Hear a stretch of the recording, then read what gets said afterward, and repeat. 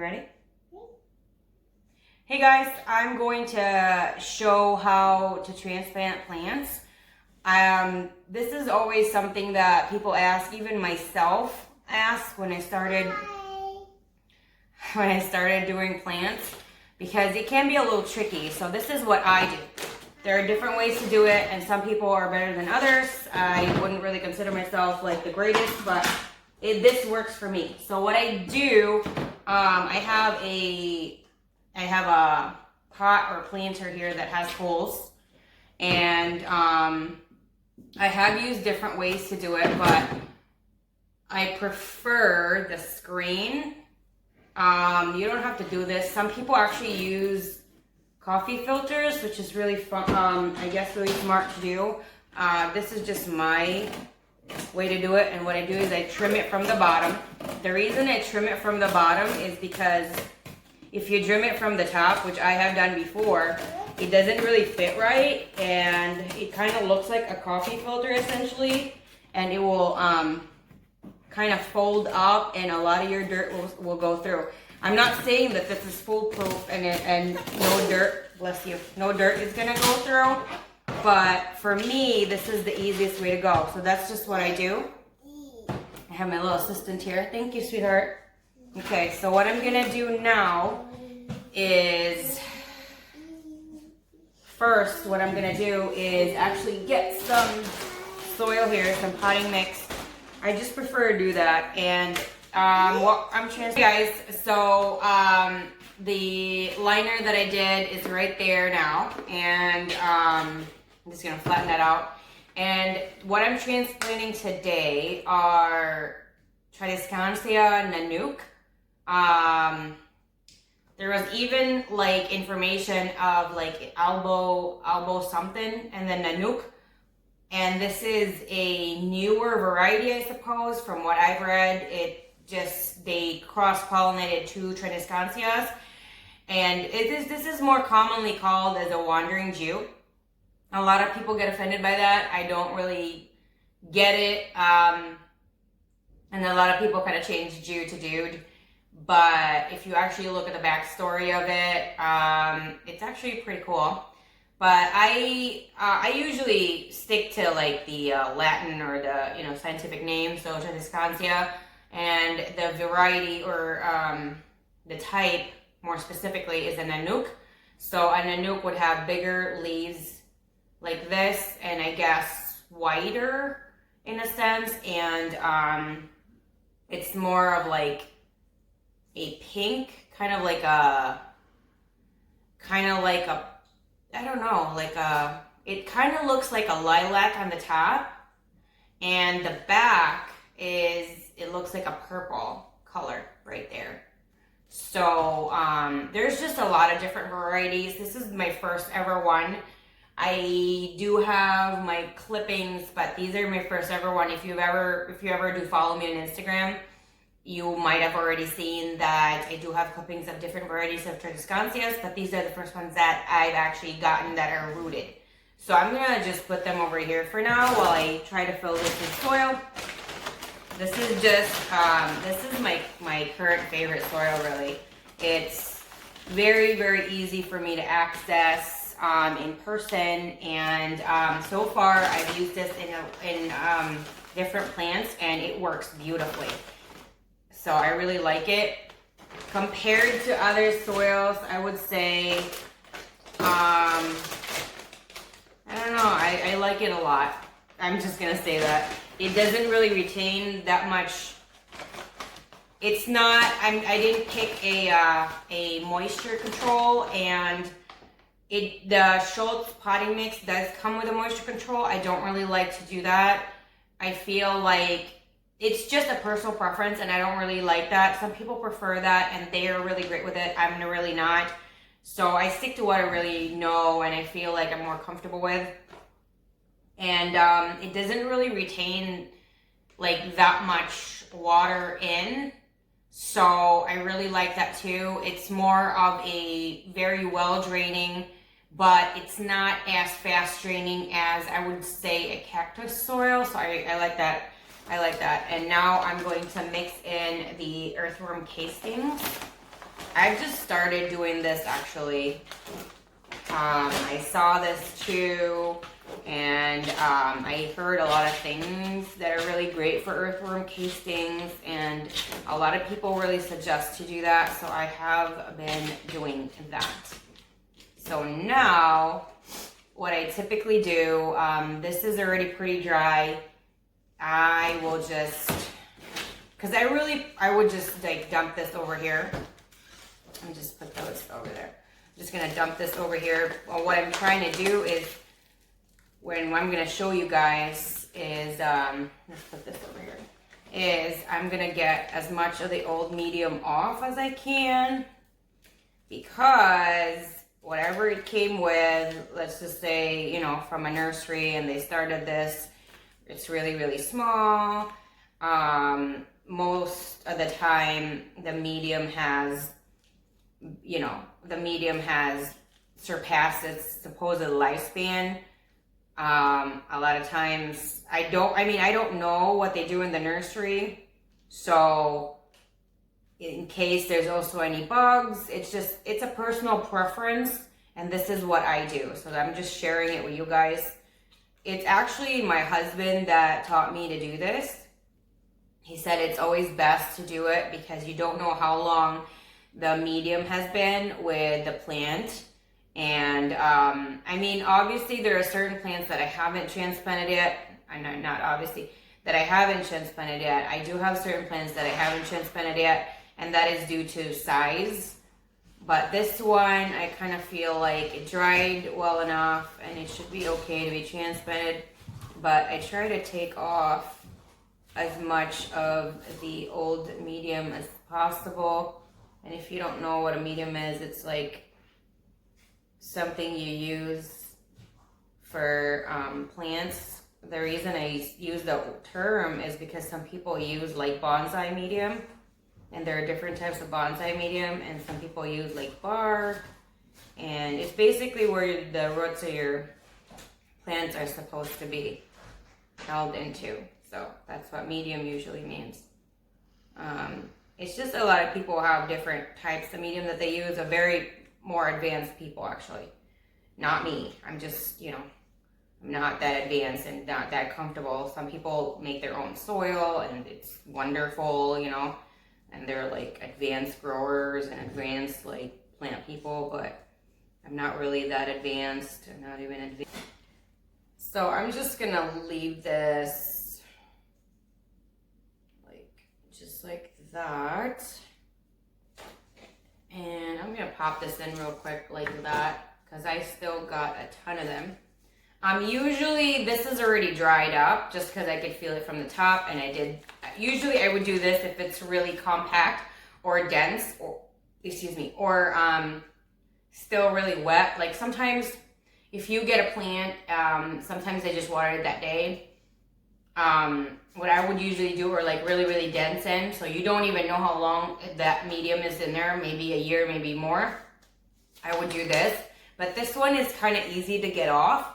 So I'm just gonna tap like that, and there's like beautiful roots coming in the bottom, out of the bottom.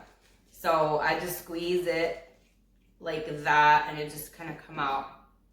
And I just use my fingers for this one. And again, as I said, this is my first Tradescantia. I really didn't know the root system, and it looks like it's got like fine root system. For me, it's easier for me to transplant plants that have a more thicker root system, like a ZZ plant. But that's my personal that's just a personal preference, I guess. To me, the thicker roots are just easier because they're just kind of harder to hurt, essentially, or break, or kind of damage. You know, but no matter what, when you do transplant a plant, there is going to be a little bit of damage. If not, then it's like amazing. And I do feel like, I do feel like the more you do it, the easier it becomes, because you get so used to it. You get like the muscle memory with your hand and your fingers. And like, if you asked me to do this probably on my first ever plant or house plant, like I would probably just tear it apart because I wouldn't really know. Before, my husband would have to do this every single time. And I got really curious, and I, tried to help and assist and watch what he was doing. And I kind of just mimicked it and kind of, made it for my own. And I just kind of realized what I need to do, how I need to do it a little bit better for me, because everybody's going to be a little bit different, and some people are going to be better at certain things. And so for me, what I really try to do is just observation, but like observing how other people have done it and how they do it really well. And secondly is to make it better for me, because I'm never going to be like that person, because that person, they have their own ways, they got their own preference, and they got their own skills. And for me, you're never going to be the same as that person. So I try to do that. And I hope me transplanting 3 plants actually and putting it in one pot is going to help someone out there, because in my plant groups on Facebook, I notice a lot of people are curious about how to transplant. And I just kind of thought to do this so that if anybody's curious out there, because to be honest, the more options you have and for information, that really is the best course of action for me, or in my opinion anyway. So that's going to be as fine as it's going to go. And I'm just going to do this too.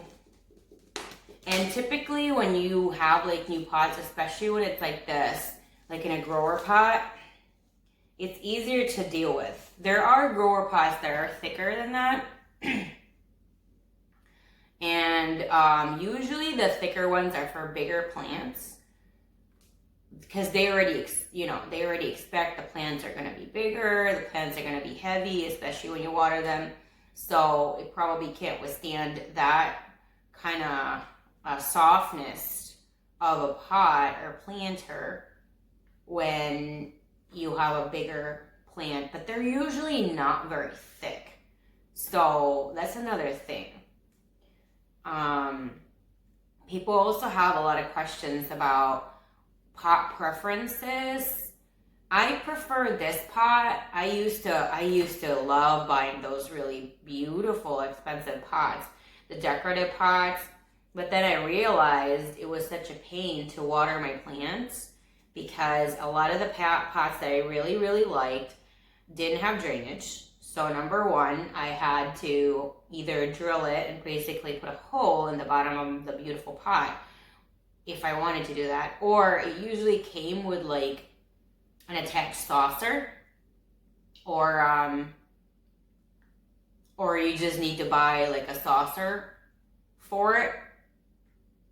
So I was all fine with all of that, but after a while having a lot of plants, and sometimes I don't do it on purpose, but sometimes I accidentally overwater plants and they do go through the pot. And when you have so many plants and you accidentally do that, and you do that so many times, because when I was just beginning to do this like years ago, house plants and stuff, and outdoor plants, well, with the house plants I mean, it started off obviously with one plant, and then the more comfortable I became, the more I wanted to expand, and I wanted to buy more and get more and all that. And so there were just more and more to water and more to care.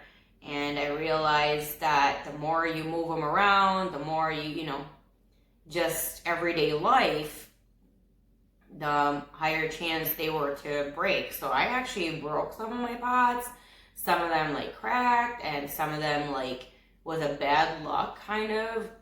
There was a pot that I gave away because I called it the death pot. Like every plant I put in there died, just every single one. So it was so beautiful too.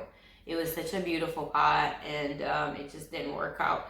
So I called it the death pot. Like, I think I put in there like 5 different plants, different kinds. Not just in the same plant family, but I was also more of a newbie in a sense. I really got like very advanced kind of plants, and they didn't really work out so well. What I do remember is I used it for rosemary. The first plant was a rosemary. I followed all the directions, and the rosemary died. There's another, I forgot what the other ones we used, but every single plant we used, they just died. And so, yeah. Here's another tip though. Most plants really do come with like a guide. What I would suggest is you can follow that as a guide, but also do your research on how to care for that specific plant you got. Make sure you got the right name, because like when I got these, the label just says locally grown, 2.5 gallon, and then the tag that came with it, it just said premium succulent. That's all it said. Like, it didn't really say that it was a Tradescantia. I knew it was a Tradescantia. However, I'm sure a lot of people don't know that. So, what I would suggest you do is, if you don't know the plant that you're getting, there's a ton of Facebook groups that for plant identification or just for house plants or any kind of plant group. And just kind of ask there, get a picture, as many pictures, like as clear as you can, post it in there and ask around, because there's going to be a lot of very informed people in there that, let's just say they've been growing the Tradescantia for 10 years and they have like maybe every single variety.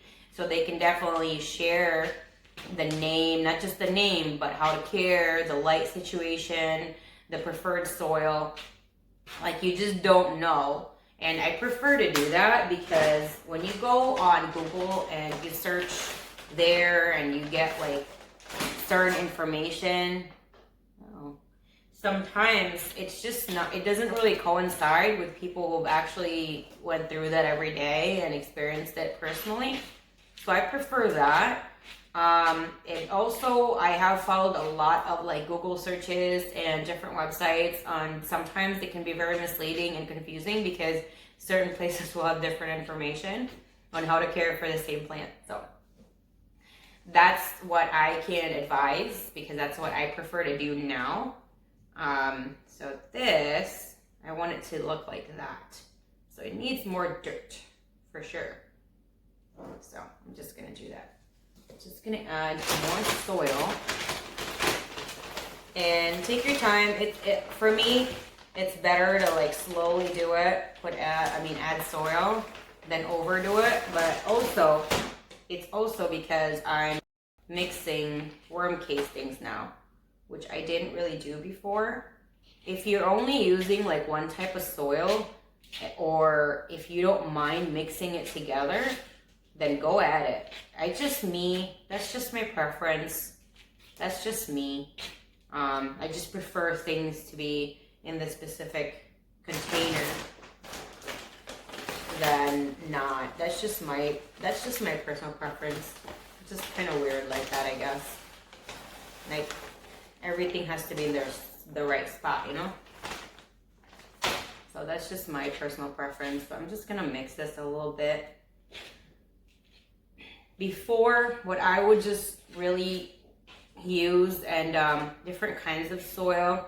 I remember when I was just such a beginner. If it said it needed if I couldn't use regular potting soil, or even the cactus soil or well draining soil was actually kind of a big deal for me. When I first started to use that, for my first plant to ever use that, because I was like scared, I've never used it before. I don't know what to expect. Ooh. It was something like that. I was just really scared, and as soon as I started using the cactus soil and I got comfortable with the plant that I had it in, I was comfortable in the fact that the plant was surviving, I was okay with that. But there are still certain soils that I'm just like, I feel very intimidated. So I usually stick to just the regular potting mix. Some people are very like super advanced. I am unfortunately not that person. So I stick to what I know, and you know, I don't think it's that bad to stick to what we know. But it's not a bad thing to expand to, obviously. But for me, I'm happy and fine like that. So I'm just gonna fill it up like that. And this is more of obviously a personal preference. I would prefer this plant to just do this for now. To just be like that, and maybe put a little bit more dirt in here. There we go. There we go. So I remember this is like one of my plant wish list plants, which I found, and I'm so happy. Like, to be quite honest, all I was really doing was just going somewhere and just kind of like stretching my legs and things like that, and just kind of, I don't know, not really feel so closed up and cabin fever from my home. That's all I was really planning to do. I didn't really plan on finding anything that I would really like.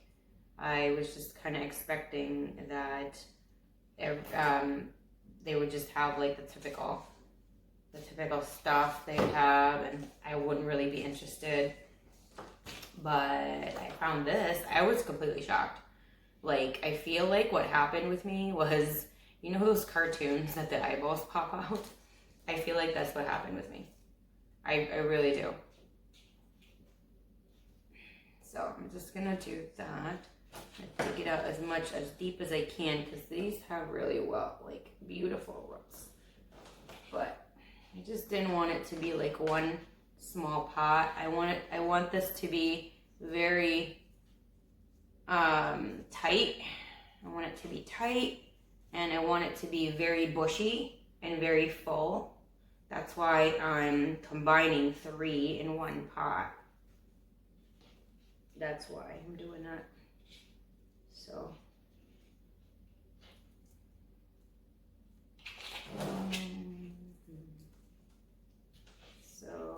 there you go.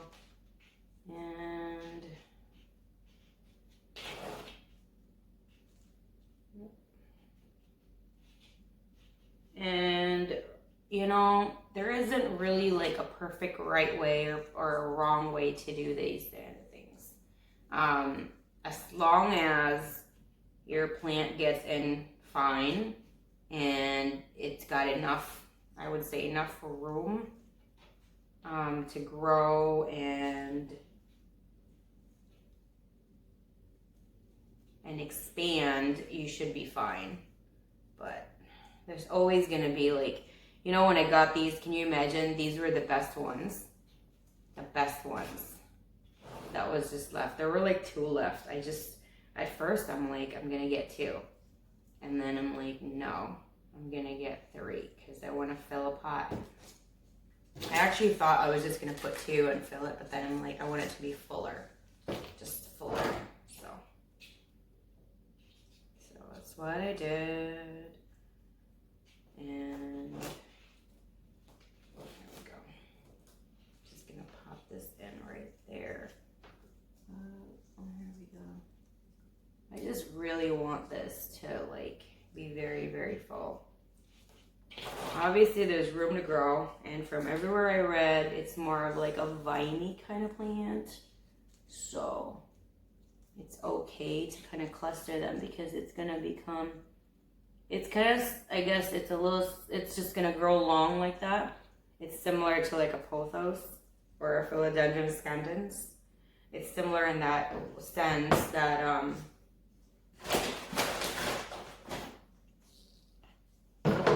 thought I had enough soil. I guess not. See? You can never plan these things. Well, kind of.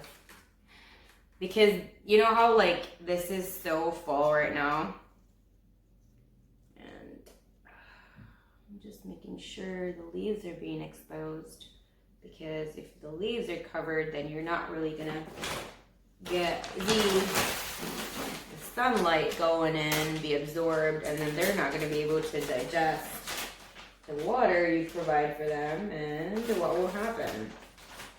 The water is just gonna sit there, and that can cause overwatering.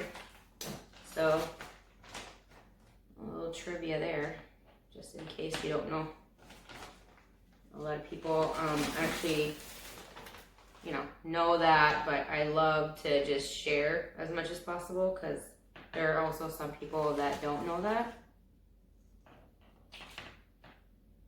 Like, you know what I don't like is when someone wants help, or instead of giving them help, you just kind of tell them, well, isn't that common sense? And I'm like, no, it's not common sense. Obviously, if they're asking a question, they don't know.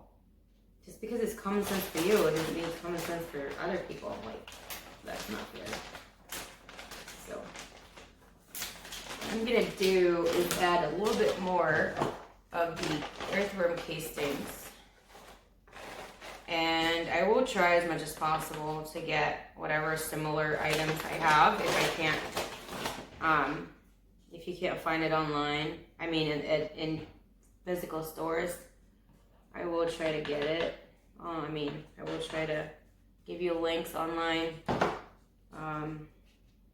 I know how it is. If there are just certain parts that you can't access certain things, and it happens, and it really is easier online. And that I've been there.